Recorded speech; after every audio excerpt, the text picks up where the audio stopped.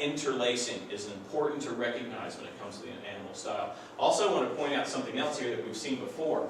You might remember when we were looking at Egyptian history, and I showed you the sort of evolution of Egyptian hieroglyphics. You know, you can see, and this is this little image in the bottom center here, that was from a pre-dynastic wall mural that was prior to 3000 BC. So we've got almost a how many, 3000 BC to 600 to something like, 3,600 years, difference, time span between these two objects, these two images. So this wall mural from 3000 BC looks surprisingly similar to the heraldic image that's on the Sutton Hoo purselet. So notice, the figure here being flanked by two animals, figure flanked by two animals. That's, has a sort of kind of Neolithic history in that, these kinds of things were the formation for written languages. We've seen that before, but they also, in a way, gave birth to the modern day European coat of arms, that you have this symbol that is a representation or representation of certain ideas, or probably in this case, a certain group of people, whether that be a family or some sort of military contractor or what, we don't necessarily know. But it definitely is a sort of a symbol for a particular group, the heraldic image. So it's like these kinds of images give birth to, the later coat of arms. And so it's amazing, to see that kind of similarity of expression over such an amazing time span. And that probably has a lot to do with the fact that we have these nomadic, migrating peoples throughout all of that time span, moving back and forth across Eurasia. Okay. So we tend to look at these sort of small objects of jewelry as being the masterworks of the Vikings, but I'm sure they were much more proud of their weapons than they were of their jewelry. But they're tied together. That same expertise of metalwork, which they used to create weapons, which gave them military prowess, which allowed them to conquer most of Northern Europe, sort of trickled also into the jewelry and back and forth. So we can see here in this axe head, you've got this interlacing of form, this sort of abstract image that's on the face of the axe, that's actually inlaid silver. So it's sort of like the delicate metalwork that takes place here is not unlike the same delicate metalwork you see in Sutton Hoo purselet. Okay, another small brooch, Viking brooch, a very similar technique to the Sutton Hoo lid. It's cloisonné, so you have these sort of raised portions of metal that hold precious materials, sometimes enamel.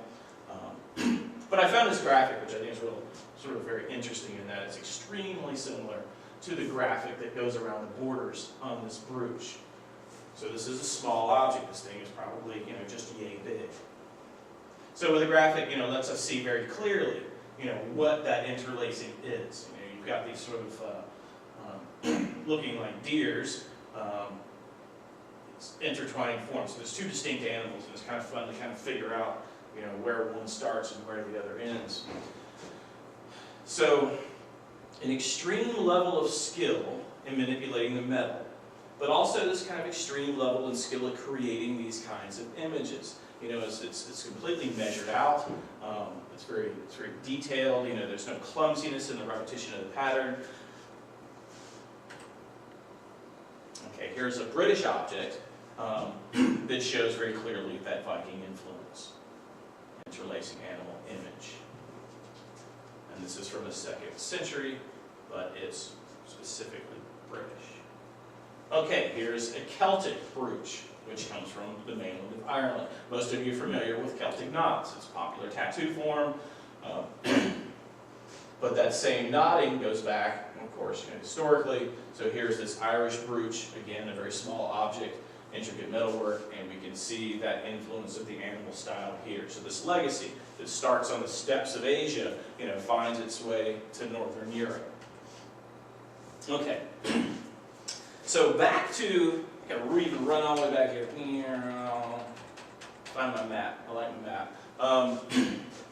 So you have this pressure on Rome. You've got all these barbarian peoples invading, sacking, pillaging, kind of coming out of nowhere. Sort of like it was this sort of kind of repeated, became sort of even more and more repetitious to the Romans. This constant threat of invasion. And we have this wealth of knowledge that's held in Rome, and it's in danger. It's in danger of being lost. So there is this kind of exodus of sorts away from Rome of scholars. They want to find a sanctuary where they can preserve their Christian knowledge. And the one place they find as a good sanctuary actually is this island off the coast of Ireland called Iona. And so, all the way up, we have the beginning. First sort of Christian manuscript is the Book of Kells. This image actually will be your masterwork, but remembering what the Book of Kells is extremely important. Book of Kells is considered to be the first manuscript that was written. Actually, it wasn't put on paper. Vellum, as it says, temporal vellum, is actually animal skin. Something like 300 calves were slaughtered to make this book, which is kind of a gruesome kind of little side note. But so we have this important image from the first Christian manuscript, which was started by these people who fled Rome to set up these monasteries in Ireland. They started on the island of Iona, but because of threat of Viking raids, again, barbarian sort of pressure, they took up shop in Kells on the mainland of Ireland and finished the Book of Kells. So on this page, Chi Rho Iota, those are three Latin words that define Christ. The XPI was an early representation of Christ. So throughout the entire page, you have this mixture of Greco-Roman images with the animal style, the pre-Christian barbaric. What's really kind of fun here for me is the head of Christ here, which is sort of like just above this kind of sort of dotting the I in the XPI. If you might remember, we've looked at Chris O'Feely's Black Madonna and also Andre Serrano's photograph that sort of suggested a black Christ. And I love those images because it threatens this sort of tradition in Christian art that we have a blonde-haired, blue-eyed Jesus. And typically in early Irish Christian art, Jesus is represented as a red-haired youth. So the Irish see Christ as a ginger. Depending on sort of the ethnicity of the worshiper, we have this kind of change. Which is sort of part of Catholicism's sort of symbiosis with what other cultures it comes in contact with. Okay. Also, there's images of angels over here. So it's interesting where you have these kind of highly abstracted, ornate decorations in contrast to these sort of kind of Greco-Roman images. Even though it's sort of the ginger Christ, it still is basically a Greco-Roman image. Okay, so here's some close-ups of the Chi Rho Iota page. It shows a little bit of this kind of legacy.